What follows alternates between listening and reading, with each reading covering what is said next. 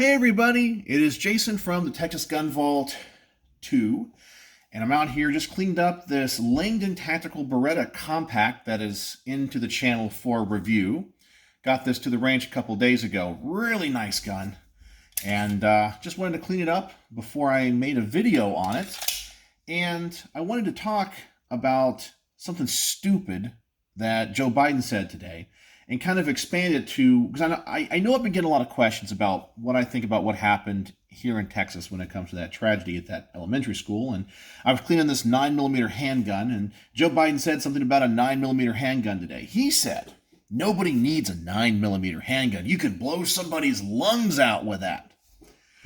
You know, I don't want to say too much right now, because if, you guys are following the main channel, you guys know I did my Texas Gun Vault poll question of the week for this week, I guess the upcoming one, where I ask all of you, what can we do about these tragedies? What can we do to stop it? And I give, people like the options of like gun control or mental health or law enforcement. I think I also said school security, and then either something else or a mix of the two. And I don't want to give my hand and show my hand when it comes to my thoughts, because I think I have a very unique perspective, more than most people, because, and this is just coming from my life, because number one, obviously I'm a gun guy, okay? So I understand guns. I understand how they work. I know what's going on here mechanically. So when people that don't know what this is and they argue, oh, we got to ban this, ban that because of this, like when you ban the AR-15, they're just going to use something else. Yeah, but no, trust me, it's the same gun, just it looks different. You guys know all that. But I'm also a teacher. I work in schools, and I see what I think are lapses in security. I see situations where I see waste, fraud, and abuse. One of the things I'll talk about is people say we can't afford school security. And I'm going to call BS on that one, because I see schools waste hundreds of thousands of dollars. I'm talking hundreds of thousands, if not millions of dollars. Here in Texas, every school has to have a gigantic football stadium. I see them spend hundreds of thousands of dollars on the latest technology. Every year they have to buy new iPads and computers and and most of the time it never gets used anyway, because they don't want the kids surfing the web or we have all these computers, but you can't use them. I see all this waste. I see all the things that they buy for the schools that never get used or not used properly, and a real audit and a real thoughtful investigation into how money is spent. We could easily pay for one security guard a school. We really could. We really could. So don't give me the BS about that. But I'll talk about that later in the video. I know some people in law enforcement. I have my own opinions of law enforcement and things. But I find that it is very, very frustrating to talk to people that don't know anything, both from guns, and as I said, I also see things from the school perspective that most people don't see. It's easy if you're just a parent or somebody outside the school. I work in the schools. I know what's going on there. I'm also a gun guy. I know what these are about. I know the mechanics. I'm a student of history. I can see the patterns. And I like to think that I see what's going on from a very different perspective from a lot of people. It's not an emotional thing for me. Yeah, it affects me emotionally, but I'm not one of those people. Sometimes people think I'm cold and calculated, because as an INTJ personality type, everything is analytical. So when something bad happens, my place to go to is thought, not the heart. But I don't want to tip my hand. But this is why I'm very fearful for the future of government. Not right now in the short term, because I don't think anything's really going to happen, unless the Republicans in Congress become all wishy-washy and whatever. But they're not going to ban any guns. But it's impossible to argue with people that refuse to learn, refuse to open their minds to thought. It is okay if you disagree. Like, for example, if I talk to somebody who disagrees with me on guns, okay, I can respect them. I can respect their point of view. I can respect them as a person. I don't raise my voice. I don't think that they're evil or bad because I honestly believe that they want to do good, you know? But if they will open their minds and go, okay, so I did learn about AR-15s. I did learn that there's pretty much nothing functionally different between an AR-15 and a Ruger Mini 14 with a traditional stock. They're both semi-automatic. So I understand that. And if they still believe the way that they do, then you go, okay, well, at least they educated themselves and we can have an educated conversation. The problem is the people that have no idea what they're talking about. You know, like Joe Biden. Now, Joe Biden, I have to give him a little leeway because I'm sure debating him is like debating a dementia patient, you know? And I'm not saying that to be funny or to be a joke or anything. I mean, obviously he is in cognitive decline, okay? He doesn't understand the world, but other people in his administration do, okay? And I see the people at the top who want gun control. I've said this before. There are those people that want gun control not because they care about safety, but because they want to disarm you. You know, they are perfectly fine and would say it is great to have armed security in Congress and the White House. I mean, after all, we need to protect. As much as I disagree with almost everything Joe Biden stands for, I don't want Joe Biden harmed, okay? Because the way that we defeat Joe Biden is at the ballot box, okay? And through public opinion. So we essentially defeat him in 3 years, or essentially 2 years now, I guess kind of 2.5 years, where he gets removed from office because he got voted out. That's how we do it in this country. That's how a civilized society does it. So I don't want him hurt. But because the world is not a good place and evil exists, we surround the president, and I think he should have the best security in the world, with the Secret Service. And the Secret Service carries handguns. They carry submachine guns. They carry real assault rifles because it's their job to protect the president. And I think that's great. I wish we lived in a world where we didn't need that, but we do. And that's the way it goes. But they want security for themselves. They want to secure banks. They want to secure their money. They want to secure, military installations, but they don't want to secure schools. Anyway, I know I'm going off on a lot of stuff here, and as I said, I don't want to tip my hand here on what I want to talk about this Sunday, because I got a feeling it's going to be a long one. But anyway, I get so frustrated arguing with people that are ignorant, and not just ignorant, but refuse to learn. If people would be willing to go, okay, or if their initial statement is, no one should have a 9mm handgun, because it sounds dangerous to them. And then you go, well, have you ever shot a 9mm handgun? Do you even know what it is? Well, no.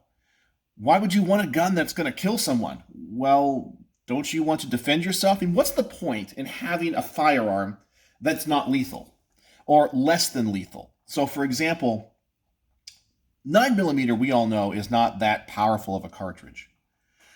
So what do they want us to have? All 22s? Well, if we all had 22s, number one, it can still kill people. But then what's the point in having guns that aren't going to stop a threat? The whole point of having a firearm, they say nobody needs an AR-15. It's designed to kill things.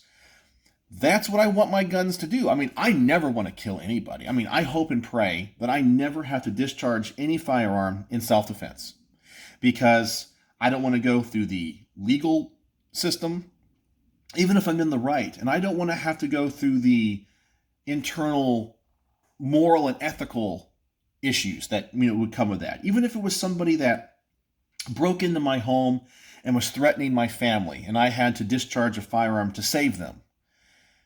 Taking somebody's life is not something that, it's not one of those macho things. People go, oh, if somebody broke into my house, I'm going to take him down. I understand that, you want to defend, but I think for most people, it would be a very traumatic experience and something that you would never forget. And even if you were in the right, both legally, morally, it would still affect you, because you're a human being and you have feelings. And I want to believe that as a human being, we are generally good, So, but what is the point when people say a 9mm handgun is so powerful, you don't need it? No, it's exactly why you need it. It's exactly why you need an AR-15. What's the point of having guns that aren't accurate? They're like, well, AR-15s are so accurate because they have all these features like pistol grips and adjustable stocks. So you want people to have guns that aren't accurate? That doesn't make any sense. So you want people shooting and just the bullets going everywhere? I guess. I don't know. And then you want people not to have rounds that are effective.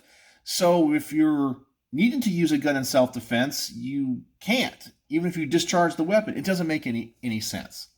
And people refuse to open their eyes and open their minds to guns, and the realities of the world. Another thing I'm going to talk about on Sunday is a lot of times people will say when it comes to school security, they go, we should not have to live in a world where kids are surrounded by guns in schools. And you know what? I'm going to concede on something. We shouldn't. However, we live in a fallen world. We live in a world full of evil. I mean, I don't think we should have to have guns at banks, but we have to have guns at banks. I was watching a video recently because I'm a big history nerd. History nerds, especially when it comes to guns and history. I mean, what a cool study. I was watching a video on the breakdown of a minute-by-minute analysis of the North Hollywood shootout. You guys are probably familiar with that. It happened back in the 90s, right? And you know what their response was to that? It wasn't gun control. It was, we need to beef up security at banks, and we need to arm law enforcement better. That was their solution. But yet when it comes to these, it's gun control instead of, building up security. When January 6th happened at the Capitol, what do? They beefed up security. When we've had incursions onto the White House lawn, what have they done? They've beefed up security. When we've had bank robberies, what do? They beef up security. But what do we do at schools? We say no guns in school, no cops. We can't have kids seeing cops. Why? I don't understand what the problem is. They do in other countries. In Israel, they have soldiers outside of schools. They have people walking around with real assault rifles. And everyone seems to be fine. It's just, unfortunately, it's the world that we live in. And I don't want people to suffer. I don't want anybody to die. I don't want gang violence. But we can't solve it all. And the world is going to be evil because we live in a fallen world. We live in a world where evil exists and people do bad things.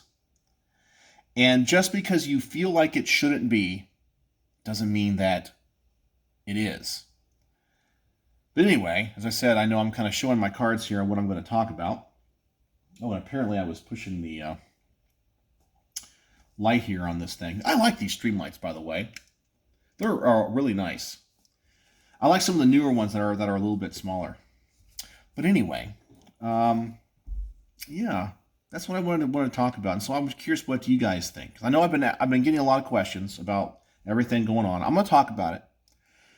But I was out here cleaning this 9mm handgun, and I don't know what else I can say to people because they say we got to ban AR-15s. Okay, they're just going to use a different tool. The analogy that I always use is, I'm sure if you go and look at drunk drivers, for example, and you do a breakdown of what type of cars are more likely involved in drunk driving accidents. I'm just going to throw this out there because I haven't actually done the research. But let's say it's a Honda Civic, okay, that for some reason, most people that get involved in drunk driving accidents and kill people drive Honda Civics. Well, the Honda Civic is probably one of the most popular cars because of its price. It's affordable, it's available, it's mass-produced. So would the solution to ending drunk driving being ban Honda Civics because most Honda Civics or most drunk driving accidents are with Honda Civics? You would go, well, that's stupid. The problem is the person in the drinking. Right. The evil. The bad decisions that led to it. Not the car that they chose to drive. So banning a gun isn't going to change anything, because they're still going to have guns. One of the things, too, that I'm going to talk about, and maybe some of you guys, especially maybe those people that are law enforcement or people that are security professionals that follow my channel have thought about. And I think about this because, as I said, I'm an analytical thinker. And it's a dark thing to think about.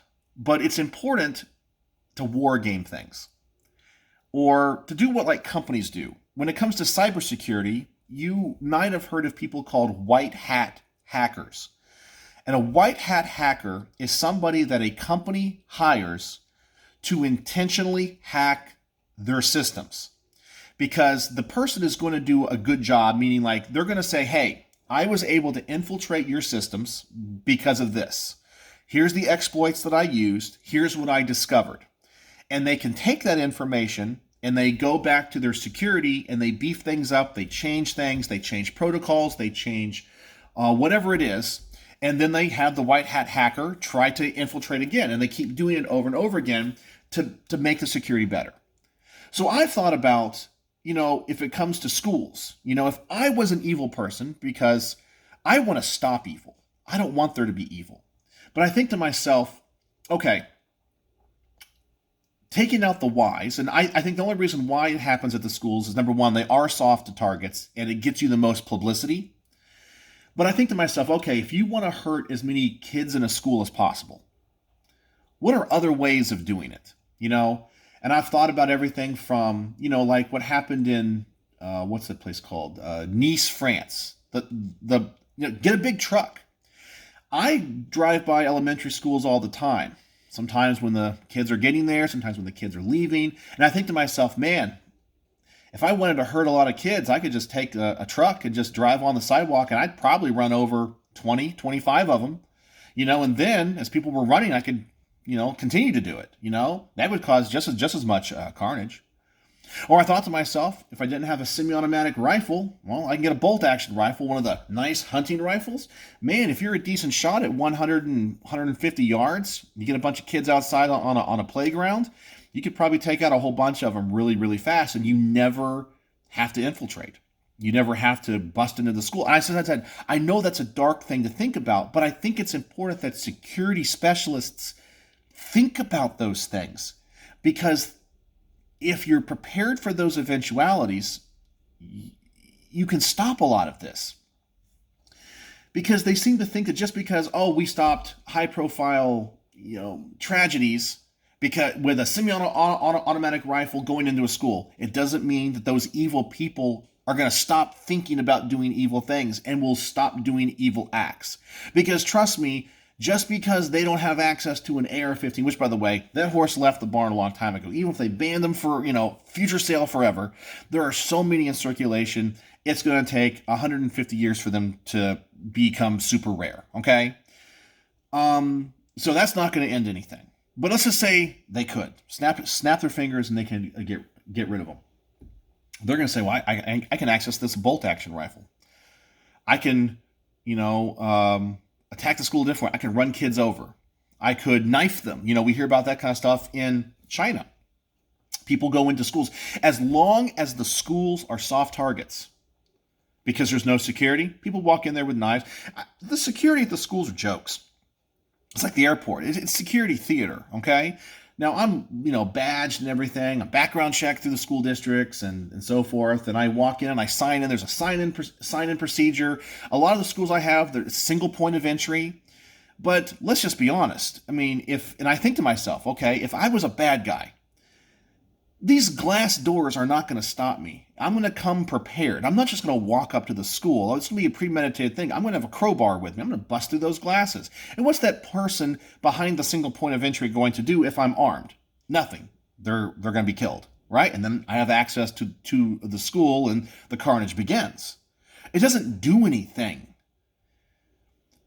And the people that are willing to accept the reality of the world are the ones that are so frustrating to talk to. But anyway, I know, I'm out here. I wanted to just kind of talk to you guys outside of the main channel. And I just keep turning on that light. These switches on these stream lights are real sensitive. Anyway, that's all I wanted to say about that. What I was thinking about and wanted to share my thoughts. But I'll talk about it more on Sunday. But anyway, we live in a very precarious time. And the most powerful weapon we have when it comes to being Second Amendment advocates is information.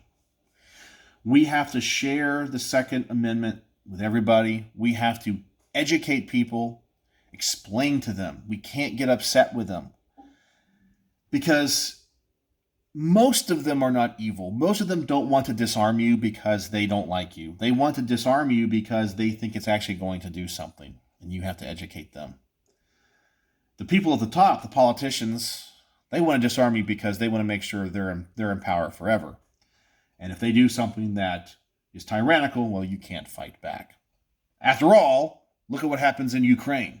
You know, they're all about, we're going to arm the people of Ukraine, give them real, like, oh, I thought you said an armed citizenry wasn't needed in a civilized society. Well, I thought Ukraine was civilized.